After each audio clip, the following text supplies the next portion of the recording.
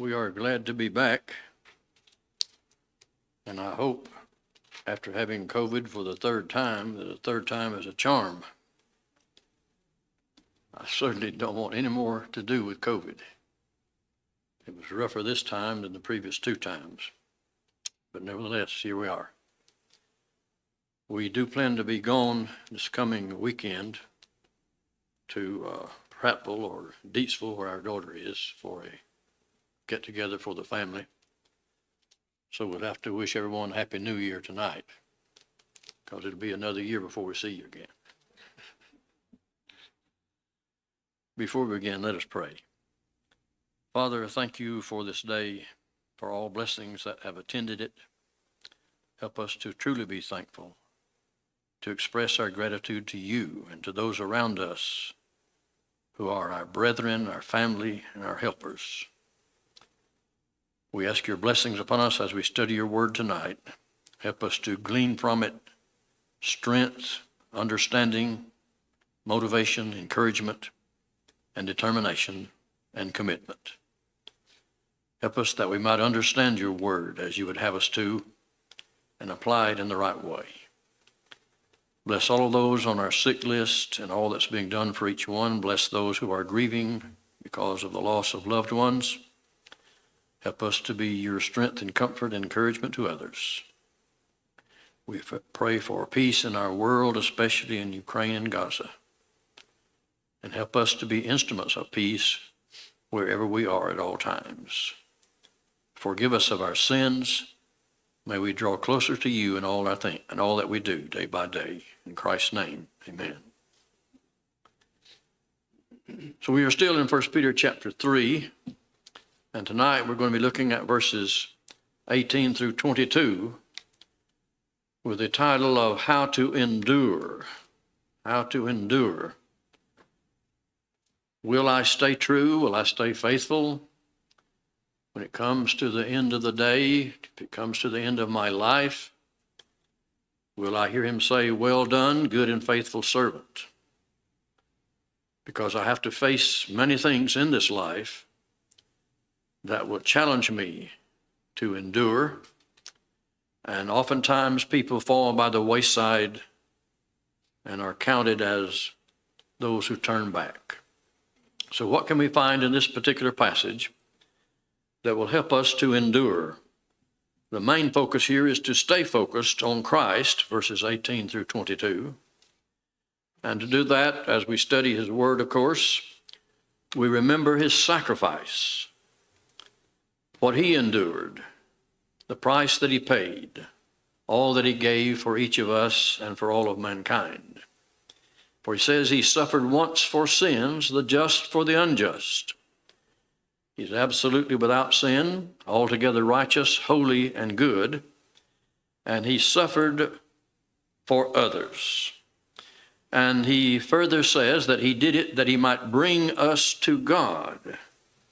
The idea of bringing us to God is a sort of a different idea that we don't encounter that much.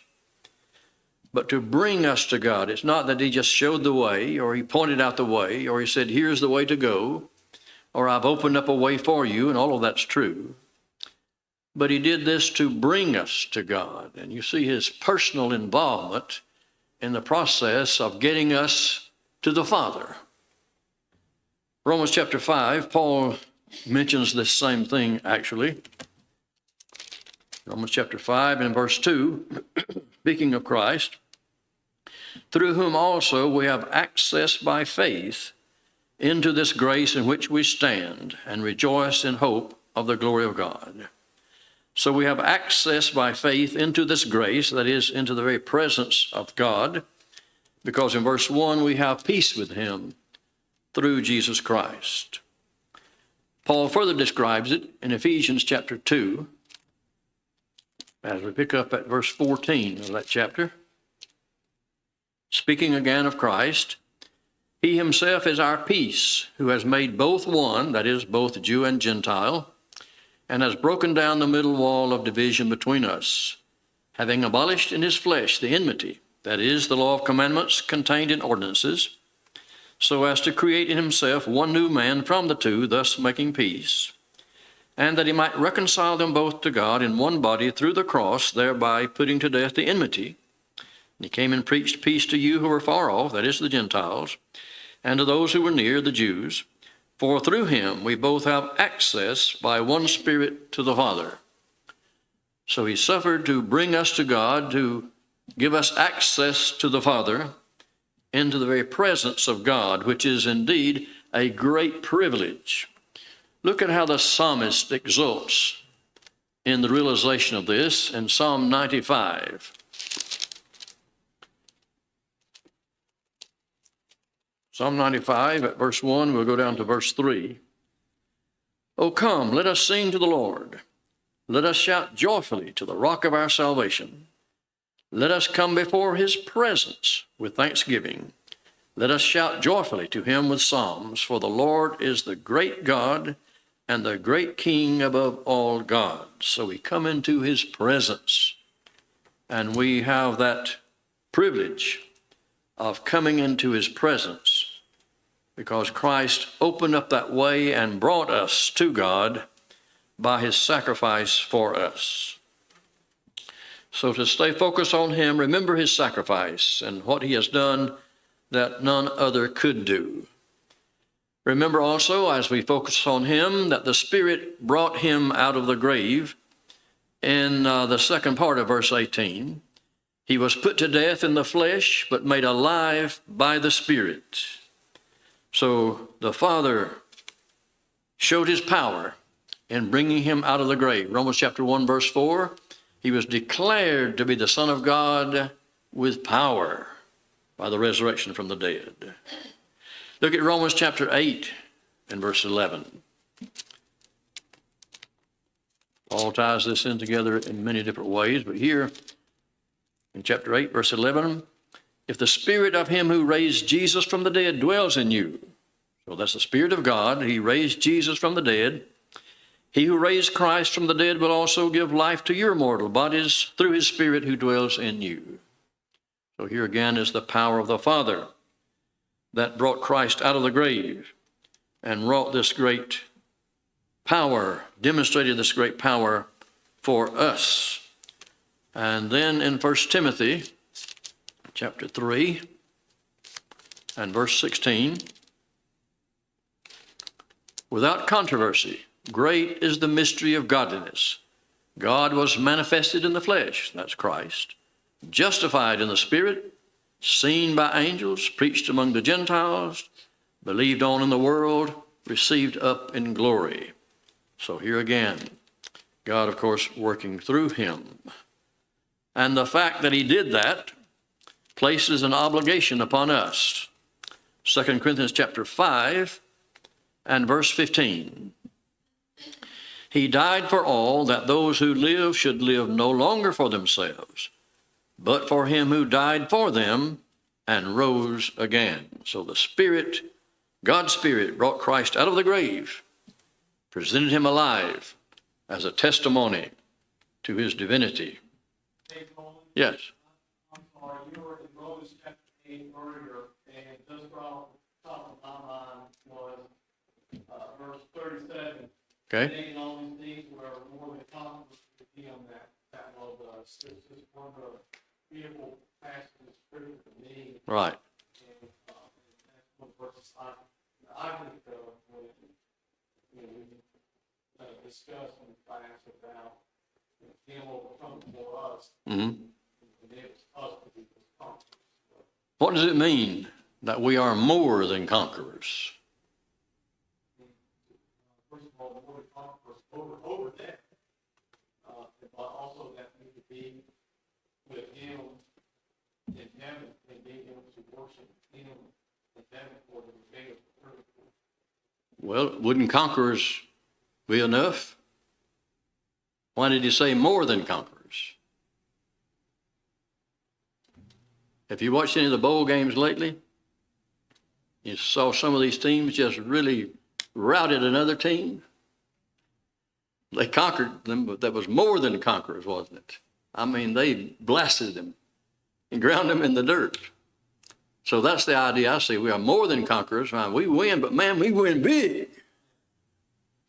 More than you can even comprehend. And that's because of the power of God manifested there. Thank you for that. All right, he was active in the past. Back to 1 Peter chapter 3, verse 19 now. By whom also he went and preached to the spirits in prison, who formerly were disobedient, when once the long-suffering of God waited in the days of Noah, while the ark was being prepared, in which a few, that is, 8 souls, were saved through water. So he says he went and preached to the spirits in prison, that is, present tense. They are now in prison. But in the past, they were disobedient during the days of Noah. So when did he preach to them? Well, there would be no purpose in going to anyone in the realm of the dead, that is, in the Hadean world, to preach to them, because their fate or their destiny is already sealed. So he went through the Spirit and preached to people in the days of Noah, who at the time heard it by Noah's preaching, because he was a preacher of righteousness. They heard the message that they needed to hear about repentance, but they heard that message and did not respond to it. And so now, at the present time of the first part of verse 19, they are now in prison, that is, in the abode of the dead, the Hadean world, in prison there till the day of judgment. But they heard the message during the days of Noah. And so Christ did not go in the Hadean world and preach to anybody. He preached through Noah to the people who were alive at the time of Noah. And now they have died, and they are at this moment, as he writes this in the first part of verse 19, they are in the Hadean world in prison. You'll find this same thing in chapter 4 and verse 6. It says, for this reason the gospel was preached also to those who are dead, that they might be judged according to men in the flesh, but live according to God in the Spirit. So why preach the gospel to the dead? Well, the gospel was preached in time past, as verse 20, during the days of Noah, to those who are now dead, but they are in the Hadean world. So he did not go and preach to anybody after he died and went to the Hadean world. That was accomplished during the days of Noah and through Noah and his preaching. But they are now dead because they've been dead for a long time, but they're in that prison world in Hades. We might want to look at one other passage here that is not directly related to this, but nevertheless I think has some bearing. 1 Corinthians chapter 15. 1 Corinthians 15 and verse 29. Paul, with his lengthy dissertation on the resurrection and proving his point about the reality of the resurrection, says in verse 29, otherwise, what will they do who are baptized for the dead if the dead do not rise at all? Why then are they baptized for the dead? Now, of course, the Mormons have made a great foundational doctrine on this, saying that some people that Paul mentions here were baptized on behalf of the dead. They were baptized for the people who already died, so those people could then be forgiven and make it on to heaven. Well, that would fly in the face of all we know about the gospel commands. And further, let us examine this a little more. What will they do who are baptized for the dead?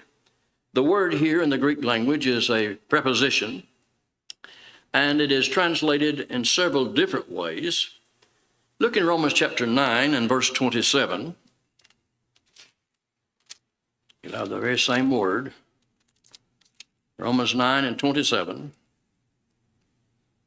Isaiah also cries out concerning Israel. This is New King James. He cries out concerning Israel. Same word as for, huper.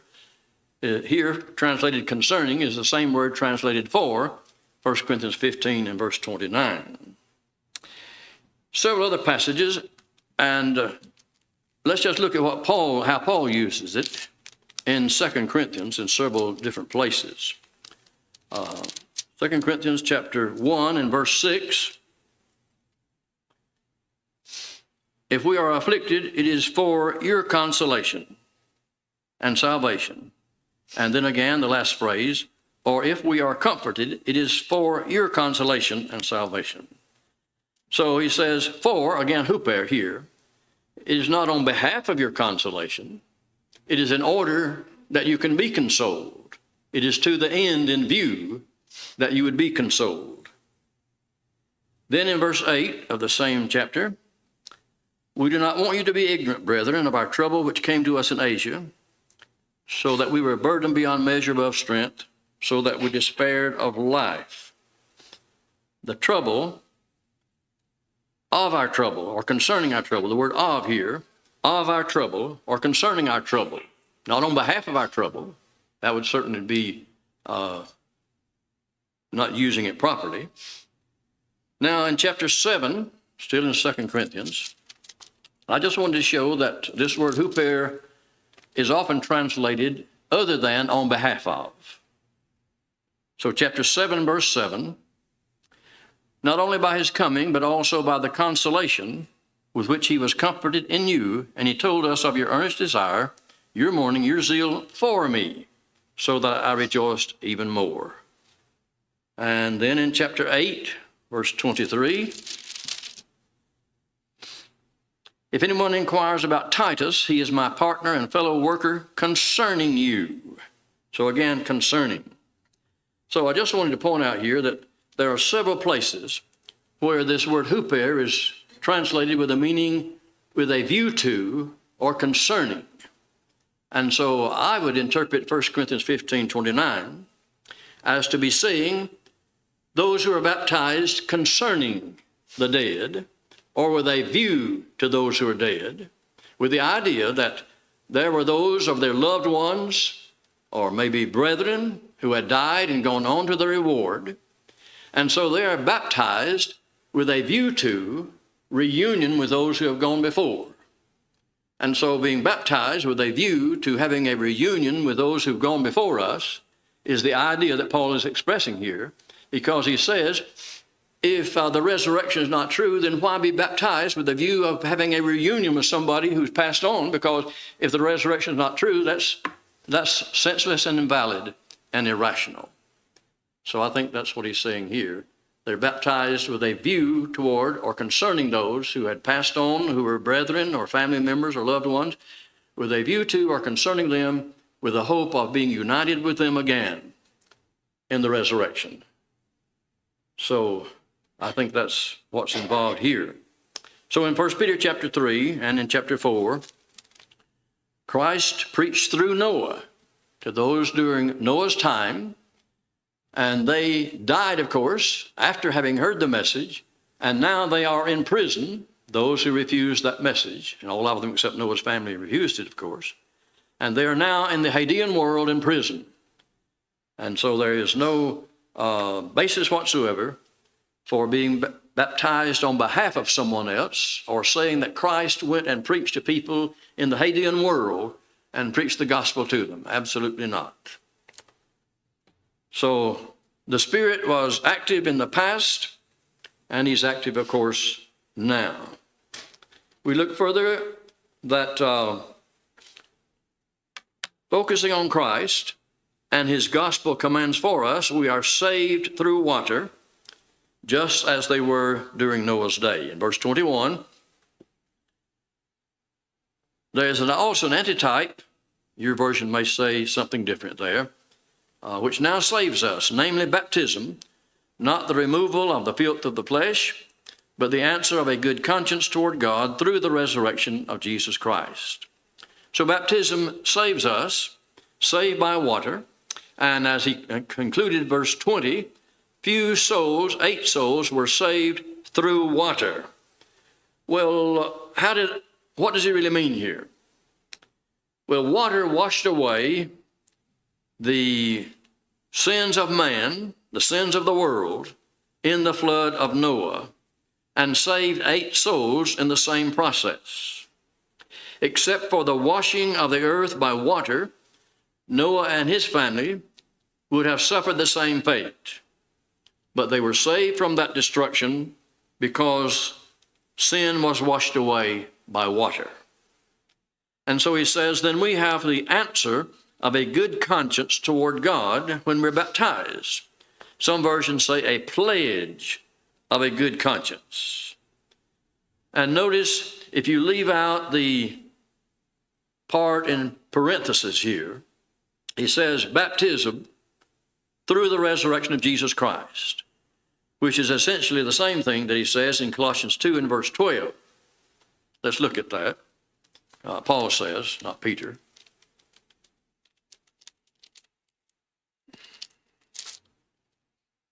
Buried with him in baptism, in which you also were raised with him through faith in the working of God who raised him from the dead. So as Christ was buried and raised, in baptism we are buried with him and raised by the power of God, the working of God who raised him from the dead.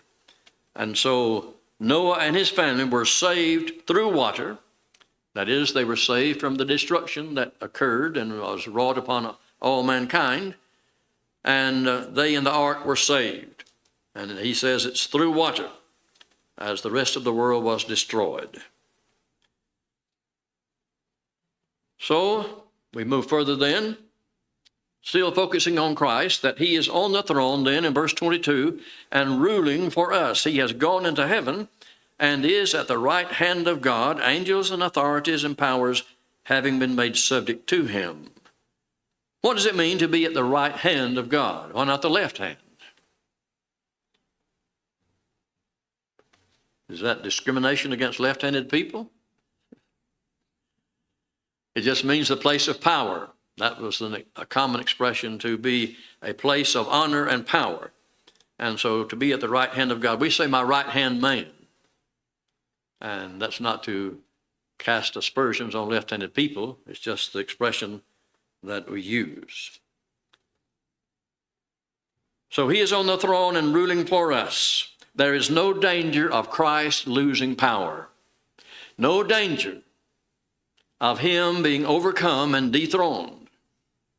Let's look at a few passages that describe this and give us encouragement and really should give us some excitement about who Christ is and what he is even doing now. Romans chapter 8 and verse 34.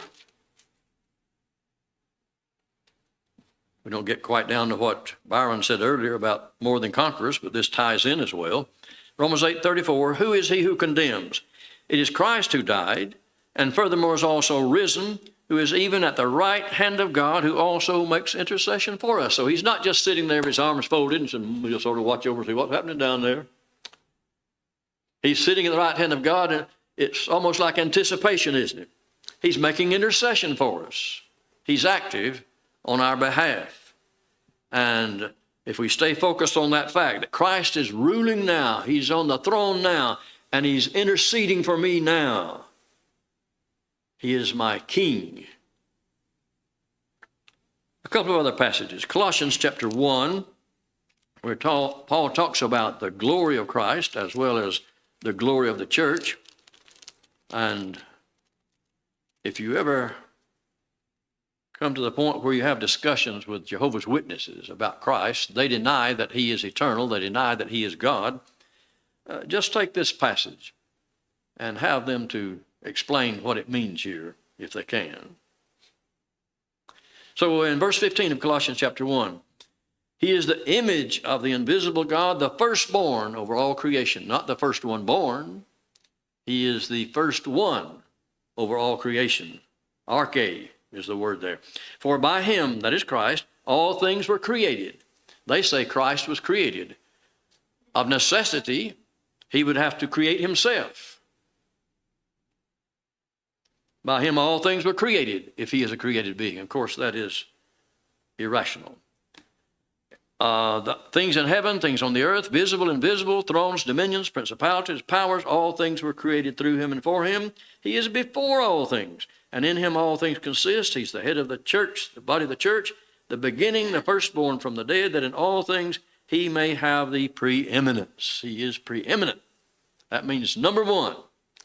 So here is the preeminent Christ, the exalted Christ, ruling and interceding for us. What a wonderful concept. So we can endure, we can face life, face troubles, face difficulties, disappointments, disasters, if we stay focused on Christ and keep these things in our minds.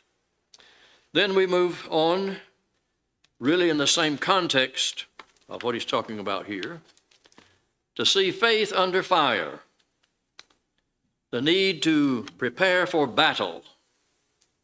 We recognize we have to be armed. Paul describes the spiritual armor in Ephesians chapter 6, verses 10 and following. We're familiar with that.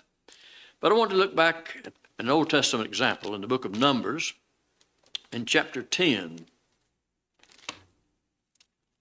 The people of Israel, when they camped, they had certain tribes in this position, certain here, all around the tabernacle, encamped all around it, all 12 tribes.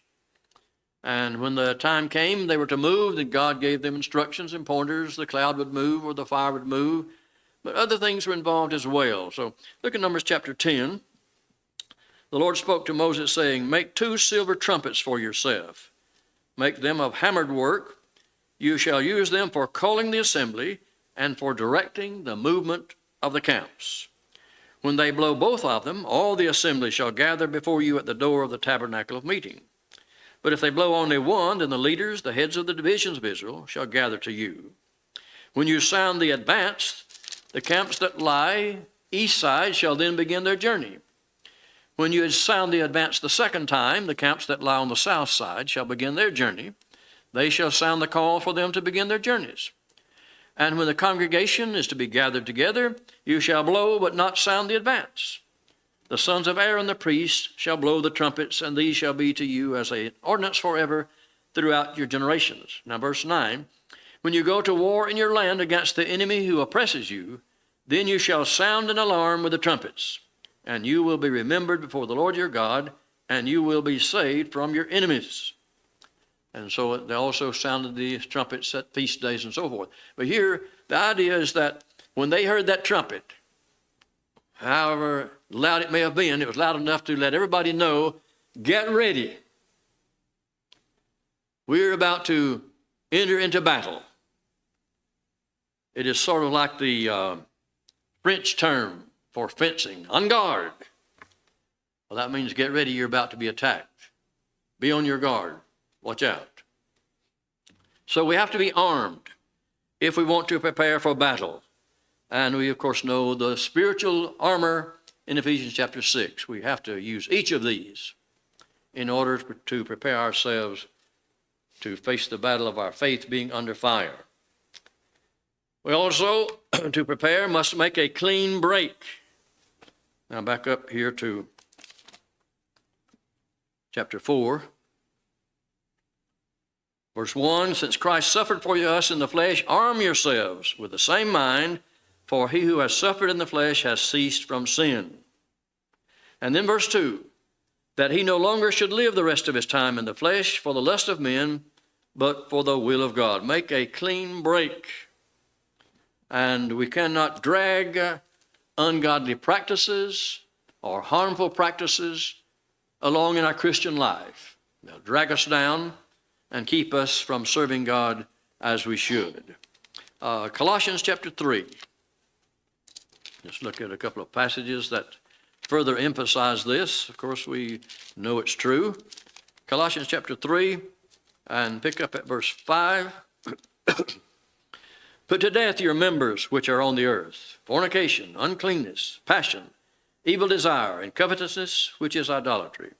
Because of these things the wrath of God is coming upon the sons of disobedience, in which you also once walked when you lived in them. But now you must also put off all these: anger, wrath, malice, blasphemy, filthy language out of your mouth. Do not lie to one another, since you have put off the old man with his deeds, and have put on the new man, who is renewed in knowledge according to the image of him who created him," that is, created the new man. So we have to make a clean break. We cannot come to God and try to serve him with baggage of the world that will hinder us from serving him. Third step, as we go back then to chapter 4 of 1 Peter, verse 3, we have spent enough of our past lifetime in doing the will of Gentiles. And what did the Gentiles do? A number of things. My version says licentiousness. Your version may say lasciviousness. What in the world is that? You get out that big dictionary, unabridged dictionary, to find some of these definitions. Maybe the first time we read, what in the world? I can't even pronounce it, much less understand what it means. Well, one version says licentiousness, one version says lasciviousness. Each of them come from the same word in the Greek. And licentiousness, lacking moral restraint, especially sexual restraint. Lasciviousness, its counterpart, lewdness or wantonness, self-indulgent to the point of giving vent to your lust, a fleshly lust. So this is what it means. Passages, looking at Romans 13, verse 13, there are a number of them where the same Greek word is used.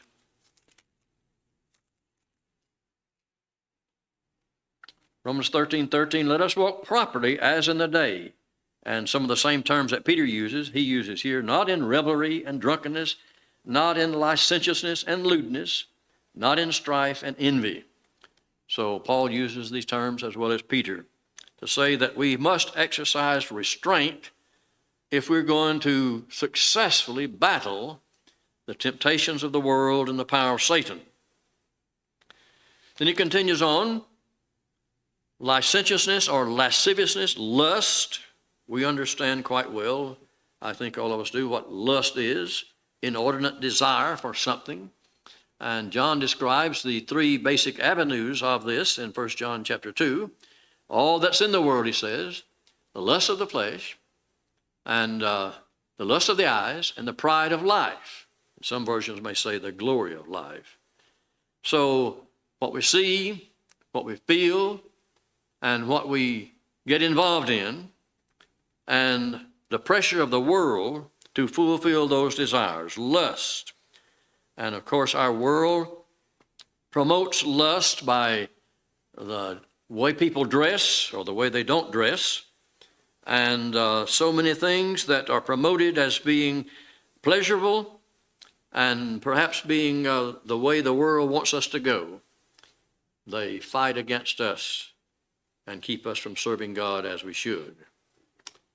Then he goes to drunkenness, and these next three really are so closely related. Drunkenness, revelries, and drinking parties. Revelry is riotous merrymaking and usually associated with the consumption of alcohol. Drunkenness, of course, excess of drink. Drinking parties, some versions say banqueting. So all of this is where we give vent to our feelings, our desires. And when I think of revelries and banqueting, I think of what's going to take place on New Year's Eve in so many places. And people just go wild and let it all hang out. That's revelries, riotous merrymaking, just for the sake of indulging or giving vent to one's desires, fleshly desires. And then he says, abominable idolatries. What are these? In the context of all of these other things, indulgences, lust, revelries, drinking parties, how does abominable idolatries fit into that, and what does it mean? Well, I think abominable, of course, is pretty bad, isn't it? About as bad as you can get. But idolatries, Galatians chapter 5, Paul lists these things of the flesh, the fruit of the flesh, fruits of the flesh. Galatians 5 and verse 20, he says, idolatry, sorcery, hatred, contentions, jealousies, outburst of wrath, selfish ambitions, dissensions, heresies, on and on, envy, murder, drunkenness, revelries, and so forth. So what's so bad about idolatry?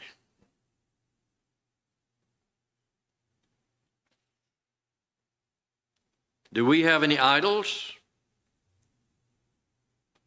Does our nation have idols? So many times we talk about entertainers and sports figures. They are the idols, idolized by people, held up in high esteem and to some degree imitated. We maybe want to imitate their dress or their actions, or we hold them in high esteem because they perform in such a wonderful way. They attain great heights in entertainment and sports. And so they turn our minds away from things that are more important. Do I? Yes. Okay. Okay. And what about me? Do I have any idols?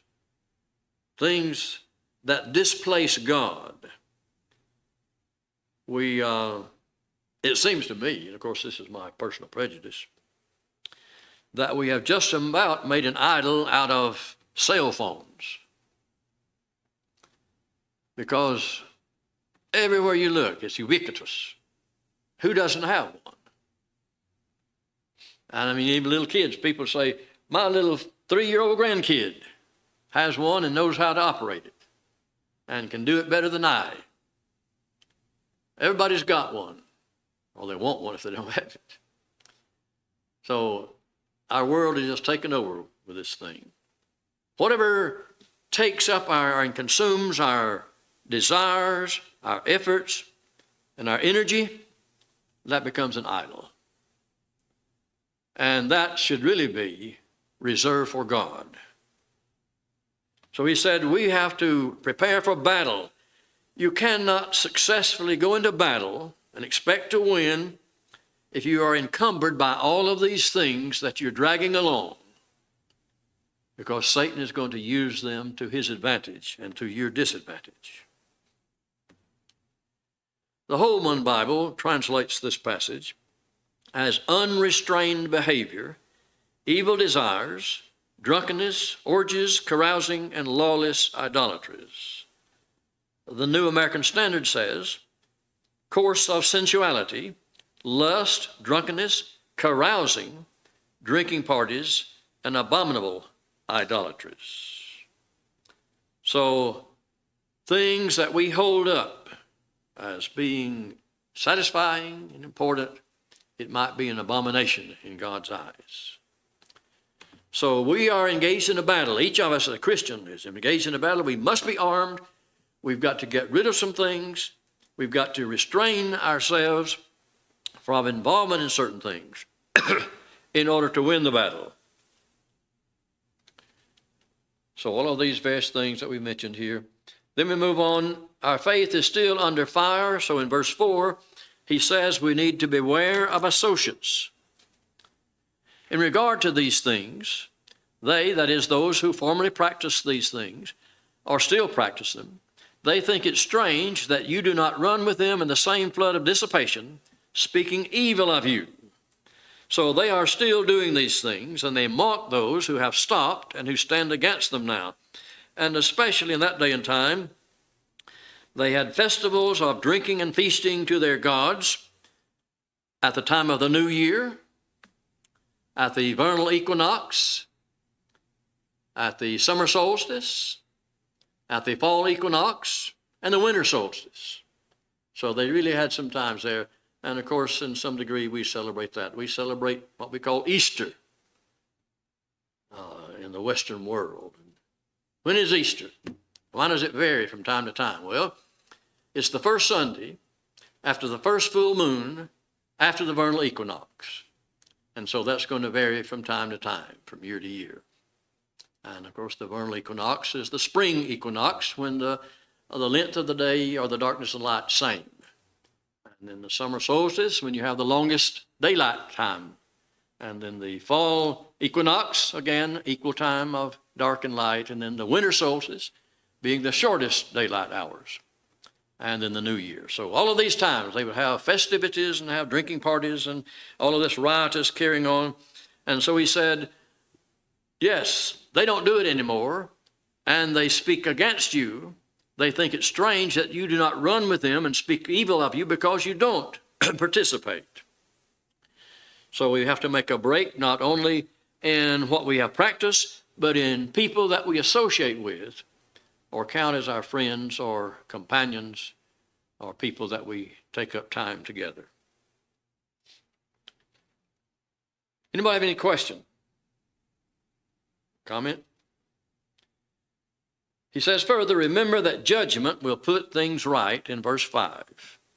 They will give an account to him who is ready to judge the living and the dead.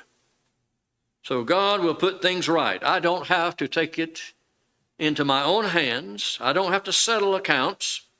God will do that. And then judgment will vindicate the godly and condemn the wicked. I have no reason to fear judgment if I'm living according to the commands of God, if I'm living faithfully to him and to his will. Have no reason to fear judgment.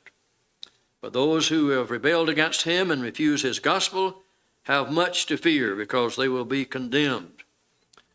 And so the proclamation of the truth then draws the line in verse 6. We referred to this verse already, that the gospel was preached to those who are now dead, but they were not dead when it was preached to them.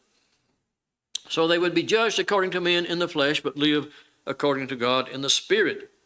So it just simply means that they would be judged as human beings alive in the flesh according to what they had done. 2 Corinthians chapter 5 and verse 10.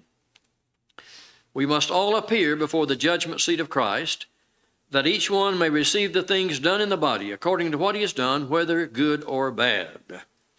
So we'll be judged according to what we've done while we were alive in the body. And that will be the basis of judgment. And so he said, would live according to God in the Spirit, if then they respond properly to the message that's preached to them, they'll live because God's Spirit has directed them and called them to that. So these things give us some pointers. We mentioned these two passages earlier, and being judged according to the flesh. Our faith is under fire even today, and we have to be prepared to battle against Satan, as Paul says in Ephesians 6, against all the wiles of Satan. And indeed, he is wily. He is deceptive, and will use every tactic that he can possibly use to bring us under his control and to pull us away from God. So how I live and what I do is very, very important. And I need to live with an awareness of the power of Christ, an awareness of his blessings, and a readiness to apply his commandments to my life and keep him enthroned where he needs to be. And then I can hope to win the battle.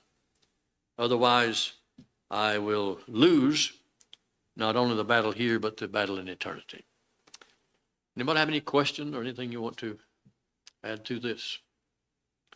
Well, if not, then we will pick up at this point next time and continue to see some more things where our faith is under fire and the challenges that we face in trying to remain true to our faith.